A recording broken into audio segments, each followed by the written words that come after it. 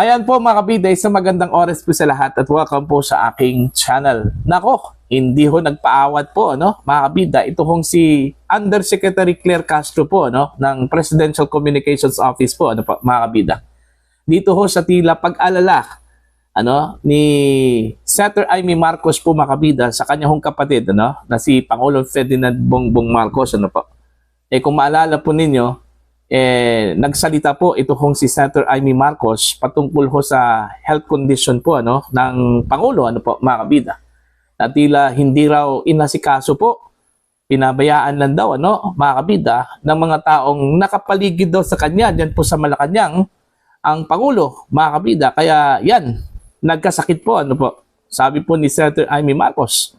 Ang buwalta po mga kabida ni Yusek Claire kay Senator Amy Marcos, wag na lang po tayong magplastikan. Ayun, yung kanya hong sagot po sa senadora po makabida dito ho sa tila pag-alala po niya sa kanyang kapatid. Ito yung article po ng Ambalita ngayon, Claire Castro hindi natuwa sa payo ni Amy kay Marcos Jr. Ito po, hindi ikinatuwa ni Yusek Claire Castro, Palace Press Officer ng Malacanang, ang naging pahayag at payo ni Amy Marcos kaugnay sa kalusugan ng kanyang kapatid na si Pangulong Ferdinand Marcos Jr. Sabi po ni Claire Castro po makabida dito, huwag gawing biro ang kalusugan ng Pangulo. Huwag maging komedyante o payaso sa pagbibigay ng payo. Huwag magpaka-plastic sa mata ng nakararami, ani Castro, mga kabida. Ang pahayag ng palasyo ay tugon sa video ni Senator Marcos kung saan sinisi niya ang mga taong nasa paligid ng Pangulo sa umano'y paglala ng kalusugan nito. Wala kasing nag-aalaga sa kanya. Sino ba dyan sa nakapaligid sa palasyo? Sa dinami-dami ninyo ang talagang nagmamahal sa kapatid ko. Iyan lang ang tanong ko. Ang health niya ang bibigay. Kanya-kanyang agenda kayo dyan. Wala namang umasikaso sa kanya. Pahayag po ng senadora, mga kabida. Matatandaan na ospital ang 68 anyos na si Pangulong Marcos noong Enero 21 at na-diagnose ng diverticulitis o pamamaga ng maliliit na bulsa ng kolon. Nilinaw naman ng Pangulo na wala umanong dapat ipag-alala sa kanyang kalusugan. Ayon. So, ang tingin po mga kabida ni Undersecretary Claire Castro dun ho sa tila pag-alala po ni Senator Amy sa kanyang kapatid, parang plastic. Kaya sinabi po niya, wag na po tayong magplastikan. Okay? Kasi kung maalala po ninyo mga kabida, galit na galit po ito hong immediate family po ni Pangulong Ferdinand Bongbong Marcos, maging ito hong mga taga-Malacanang dun ho sa ginawa po mga kabida ni Senator Amy Marcos kung saan siniraan doon niya ito hong kanyang kapatid sa harap mismo ng libo-libong mga taga-sunod po mga kabida ng Iglesia ni Cristo nung kasagsagan po ng kanilang rally mga kabida po. 'Di ba? So doon ho nagalit. Mantakin niyo isiniwalat po ni Senator Amy na adik at saka lulungho sa droga yung kanyang kapatid at maging yung kanyang esposa po na si First Lady at anak po na Sandro Marcos, mga kabida. So galit na galit po sila, Kumbaga ang tingin ho nila kay Senator Amy parang hindi raw kapatid.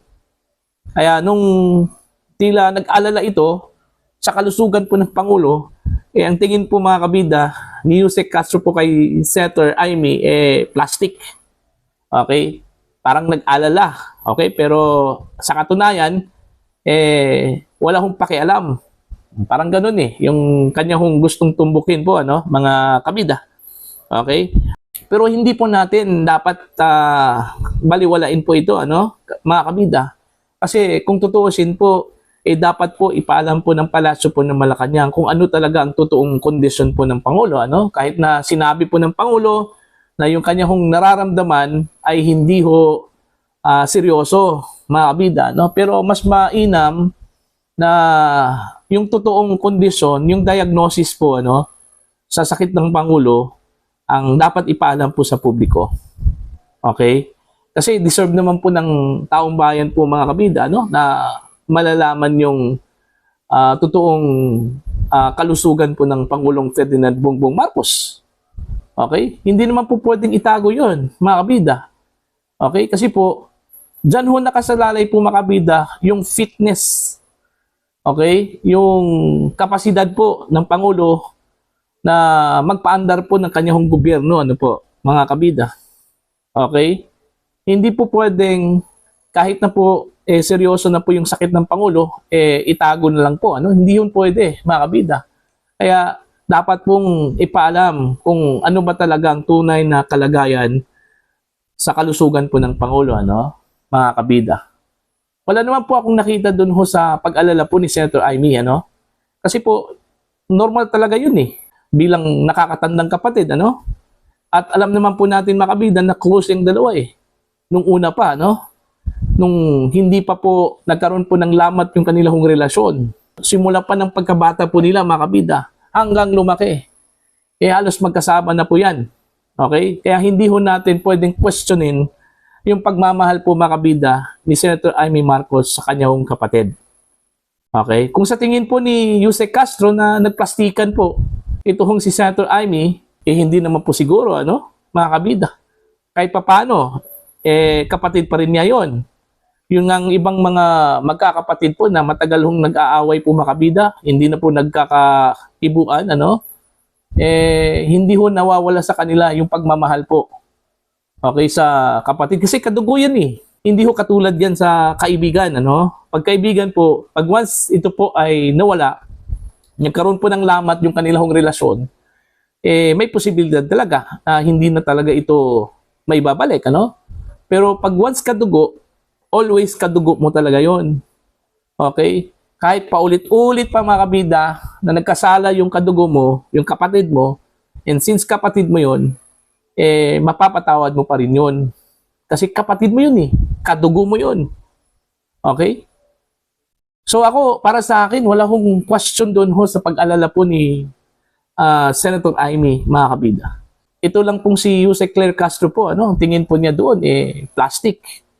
Okay, parang nagkukunwari, ano. Ito hong si Senator Amy Marcos, mga kabida. Okay?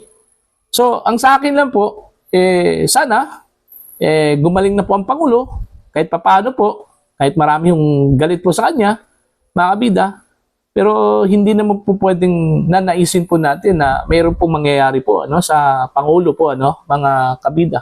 Kahit papaano, Pangulo pa rin yan ng bansa po natin. Okay? Mas mabuti na tapusin po niya yung kanyang termino bilang Pangulo sa nakatakdang termino po niya, no, mga kabida, at hindi ho dahil may nangyari po sa kanya, mga kabida, no, nagkasakit po siya, ano po, di ba? So, yun po, no, ito hong nangyari ho sa Pangulong Ferdinand Bongbong Marcos, alam naman po natin na meron po siyang iniindang sakit, ano, dahil unang-una, matanda na po yan normal lang po yan, ano, mga kabida, na may mga sakit yung mga ganong klaseng edad. Pero alam naman po natin na marami hong doktor dyan, maraming tumitingin po, ano, sa Pangulo. Kompleto yan ang kanya hong mga medical attendants. So, inaasahan po natin na gagawin po ng kanya hong mga doktor yung kanila hong trabaho, mga kabida, no?